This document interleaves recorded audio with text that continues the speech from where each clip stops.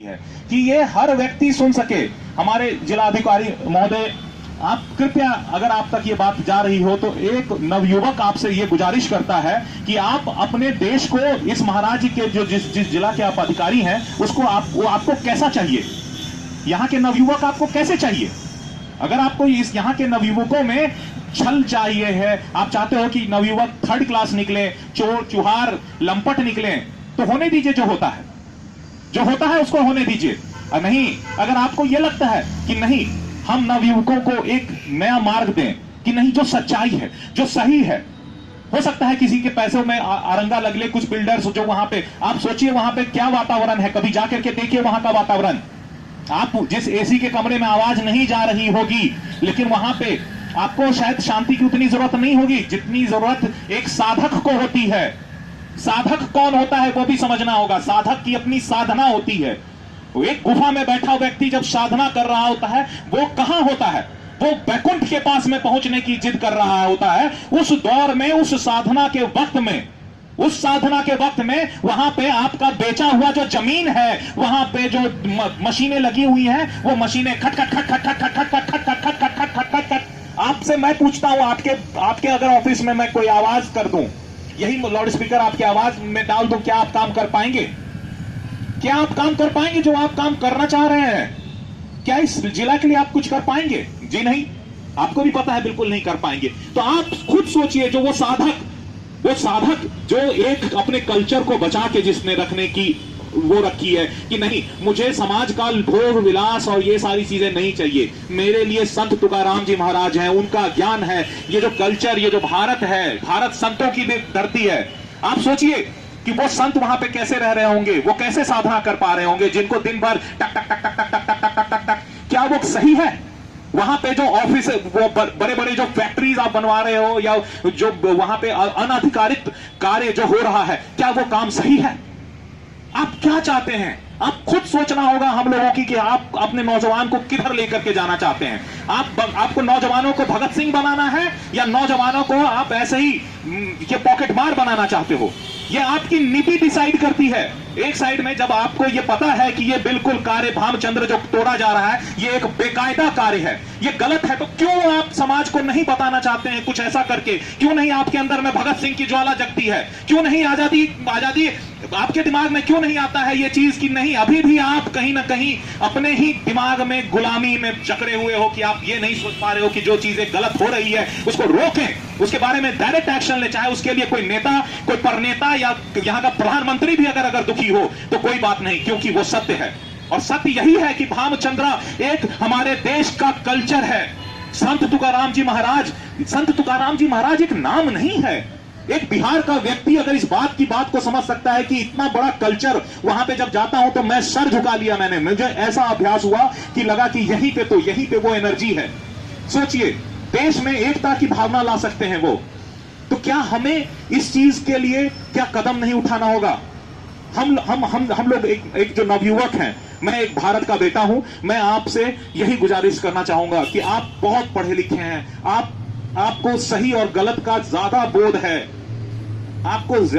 है, कृपया कृपया कृपया करके एक बार धरती पे आइए, जमीन पे पांव रखिए, देखिए तो सही क्या हो रहा है।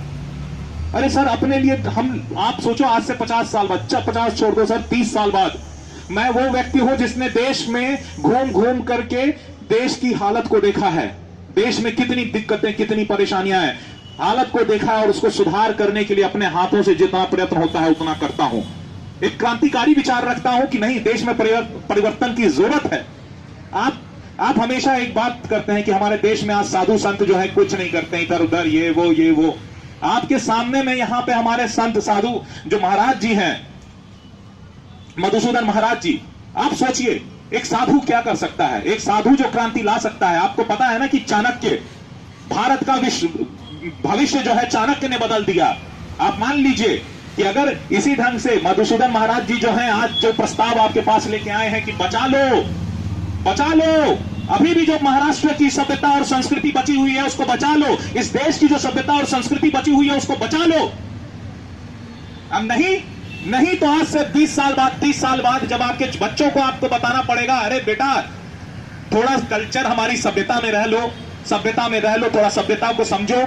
उस समय आपको बहुत दुख होगा कि ऐसा क्यों डिसीजन नहीं ले पाए, ऐसा क्यों नहीं हो पाया। आज 11-12 साल होने को आए हैं, वहां पे रोज काम चल रहा है, बड़े बड़ी कंपनियां जो हैं मार कटाई कर रही हैं, पहाड़ काट रहे हैं। अरे मैं उन बुद्धिजीवियों से पूछता हूं, मैं उन सभी लोगों से पूछता हूं, ये सवाल जो है ये उन सभी लोगों के लिए है कि जिनके दिमाग में ये बात, जब हम लोग यहां पे, ये वही राज्य है कुछ दिनों पहले जो जाति के नाम पे चल गया, ये वही राज्य है कभी जाति के नाम पे चढ़ गया। तो हम कहते हैं कि कब होगा कि जब हम अपनी सभ्यता को बचाने के लिए यहां अपना सब कुछ न्यौछावर करने को तैयार होंगे। ये कब होगा कि जब हम जाति के ऊपर उठेंगे, हम ये सोचेंगे कि सही क्या है और गलत क्या है।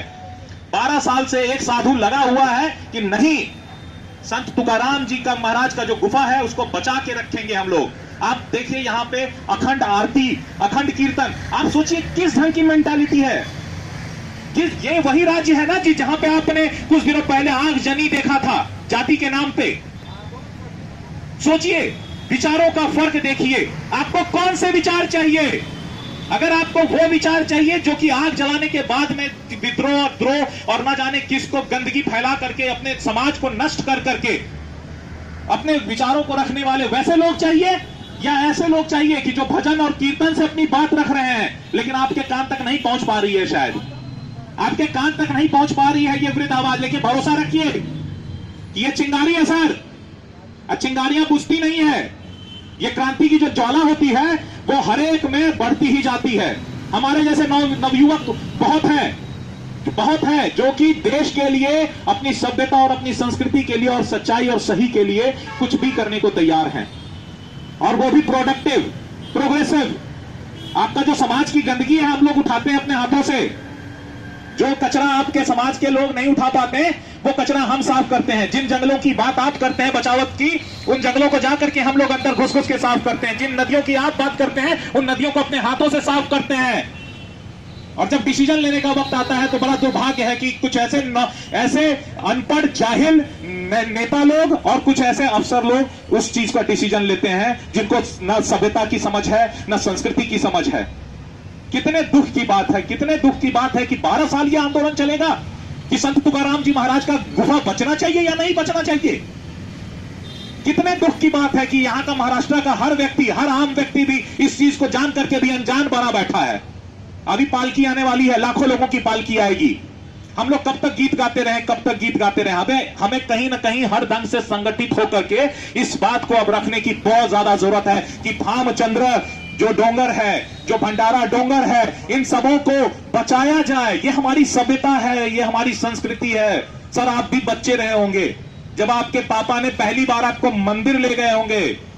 जब आपको पहली बार मंदिर ले जाया गया था तो उस समय याद कीजिए कि क्या भावना थी आपकी। आपको क्या सिखाया था आपके पिताजी ने? आपके पिताजी ने सिखाया था ये भगवान है, इसको प्रणाम कर लो, इनको प्रणाम करो, ऊपर से बहुत अच्छा होगा। और वही आपकी सबसे पहली प्रेरणा होगी जब आपने छुआ होगा और आपको लगा होगा कि हाँ ऊपर भगवान है जो मुझे आशीर्वाद दे रहा है। अगर वो भावना अगर आपको याद आती है तो उस भावना की खातिर ऐसे ऐसे जगहों को बचा लीजिए, नहीं तो कुछ नहीं बचेगा। और मंदिर बना करके आप भंडारा डोंगर पे पुराना मंदिर तोड़ करके अगर आप सोच रहे हो नया मंदिर बनाएंगे तो बस वही चुनावी बात होगी। पता नहीं किनके दिमाग में ये ख्याल आया था। मैं सच में उस आदमी से भी कभी कभी मिलना नहीं चाहूंगा। मतलब आप कहना चाहते हैं शिवाजी महाराज का राजगढ़ किला को तोड़ दीजिए और वहां पे एक 5 स्टार होटल का जिसका नाम होगा राजगढ़। क्या किसी भी ढंग से क्या उस चीज को बराबरी कर सकते हैं? भंडारा डोंगर में जो आपने किया है वो अक्षमनीय है, वो बिल्कुल गलत है। काश इस देश की जनता जाग सके। अरे जागरी जनता, जागरी जनता, जागरी जनता जाग। अरे कुंभकर्ण के नींद में सोई, अरे कुंभकर्ण के नींद में सोई, हर लैला के प्यार में खोई, जनता जाग जा, ओ जनता जाग जा। हर एक व्यक्ति को जगना होगा। आपके अगल बगल जो भी सही करने वाला उसका साथ दीजिए, नहीं तो गलत पहले ही बहुत मजबूत हो चुका है और मजबूत हो जाएगा। जहां गलत हो रहा है उसके खिलाफ बोलिए। आप जो भी व्यक्ति इस चीज को अगर थोड़ा भी सुन रहे होंगे, थोड़ा भी जानकारी रखना चाहते हैं, कृपया यहां पे आए, देखें, 2 मिनट वक्त तो दीजिए। सर नहीं तो आखिरी में कुछ नहीं बचेगा, आखिरी में कुछ नहीं बचेगा। और उसके बाद हम लोग बस बैठ करके करते रह जाएंगे, होते रह जाएगा सब कुछ कि हमारा देश बहुत महान है, हमारा देश बहुत महान था, हमारा देश महान था और एक दिन खत्म हो जाएगा सब कुछ। आप मानिए, मैंने ऐसे सभ्यताओं को गिरते देखा, मैंने चित्तौड़ की टूटी हुई दीवारें देखी हैं, मैंने हम्पी का टूटा हुआ मंदिर देखा है, मैंने एलोरा की गुफाएं देखी है, जनता का बिगड़ा हुआ केव देखा है। मैं ये कहना चाहता हूं कि जैसे जैसे ये खत्म होते जाएगा, क्या खत्म कर लें क्या, कि हमें थोड़ा सा एहसास होना चाहिए कि एक शिक्षित समाज क्या होता है, एक जिम्मेदार नागरिक क्या होता है, एक जिम्मेदार अफसर क्या होता है। बड़े दुख की बात है, बड़े दुख की बात है। ये एक तरह से शोक सभा हम कह रहे हैं आपके सामने, हमने ये एक शोक सभा रखी है कि भाई बहुत दुख की बात है कि आप इस चीज को समझने में इतना वक्त ले रहे हैं। मैं चाहूंगा कि एक बार थोड़ा सा जमीन पे आए, महाराज जी की बात को आधा घंटा आप ध्यान से सुन लें, मन से। कोई अधिकारी नहीं चाहिए यहाँ पे भारत का बेटा चाहिए। यहां वो भारत का बेटा आना चाहता है जो कि सच में समाज को, जब आपने पहली बार तैयारी की होगी उस एग्जाम की जिसको लिखने के बाद लोग अफसर बनते हैं, तो आपके मन में यह भावना नहीं होगी कि मैं किसी के दूसरे की तरफ से डिसीजन लूंगा। आपने ये सोचा होगा कि नहीं, अपनी मेहनत से, अपने दम से मैं जिस दिन निकालूंगा, मेरे ऊपर जब जिम्मेवारी आएगी, मैं अपना समाज बदलूंगा। मैं जो भी जिला जाऊंगा, मैं उसमें एक अलग, मुझे देख करके जो बच्चे हैं वो प्रेरित होंगे। ऐसे बहुत सारे अफसरों को मैं खुद जानता हूं, जिनको मैं सल्यूट करता हूं, ऐसे हैं। मैं चाहता हूं सर कि आप समझे इस चीज को कि ये जरूरत है, इस समाज की जरूरत है। हमारे जैसे नवयुवक जो कि एक क्रांतिकारी विचार रख के एक प्रोग्रेसिव ढंग से समाज को बदलना चाहते हैं, काम करके समाज को बदलना चाहते हैं, हम आपसे उम्मीद करते हैं, आप हमसे बड़े हैं, आप हमें रास्ता दिखाइए, हमें तो एहसास तो कराइए कि हाँ आप हमारी बात सुनते हैं। नहीं तो आप सोचिए, नहीं तो फिर वैसे ही लड़के उठेंगे जो कि आलतू फालतू भाषण देंगे जाति के नाम पे और आग लगाएंगे इस जिला में। आपको कैसे नवयुवक चाहिए, आप ये सोच लीजिए। ऐसे नवयुवक जो शांति से अपनी बात रखें, कीर्तन करके, ऐसे महाराज जी जो कि कीर्तन करके आपके पास में बात रख रहे हैं अखंड। सोचिए क्या ऊर्जा होगी इनके अंदर में, जो 12 साल तक आपके खिलाफ लड़े हुए हैं। आपका पोस्ट बदलता रहेगा सर, यह लड़ाई नहीं रुकेगी। ये आग जो न कभी बुझी थी, ये आग जो न कभी बुझेगी, ये आग जो न कभी बुझी थी, ये आग जो न कभी बुझेगी, हम अपने लहू से जलाए रखेंगे चरागे वतन। बहुत बहुत धन्यवाद। आप सुन रहे होंगे तो मैं उम्मीद करता हूं कि एक बदलाव के लिए आप जरूर डिसीजन लेंगे सर, बहुत ज्यादा जरूरत है भैया। आप बड़े भाई की तरह हम चाहेंगे कि आप हमें जो बड़ा दादा होता है ना यहाँ का, उस ढंग से आप हमारी बात को सुने, कि हमको लगे कि मेरा बड़ा भाई मेरी बात को सुना और मेरे बड़े भाई को लगा कि नहीं, मेरा छोटा भाई सही कह रहा है, हमें अपने देश को बचाना है, हमें अपने कल्चर को बचाना है। इन नेताओं की बात और इन बिल्डर्स की बात जो कि 2 पैसे के नहीं है, 2 पैसा ज्यादा दिया सर तो वो आपके घर के पीछे का पूरा दीवार तोड़वा देंगे। तो कहने का मतलब है हमें ज्यादा समझना होगा कि हमें अपने कल्चर के लिए फाइट करना है, पैसा वैसा आते जाते रहेगा। संत तुकाराम जी महाराज, मैं हमेशा यही सोचता हूं कि पर्यावरण, अपना पर्यावरण बचे। मैं हाथ जोड़ के संत तुकाराम जी महाराज से ये मतलब चाहूंगा कि उनका आशीर्वाद मेरे पे बना रहे, और जो ज्ञान है, वो ज्ञान, जो सच्चाई है, वो मैं बोल पाऊं, यही मैं उनसे हमेशा आशीर्वाद के तौर पे चाहूंगा। नमस्ते।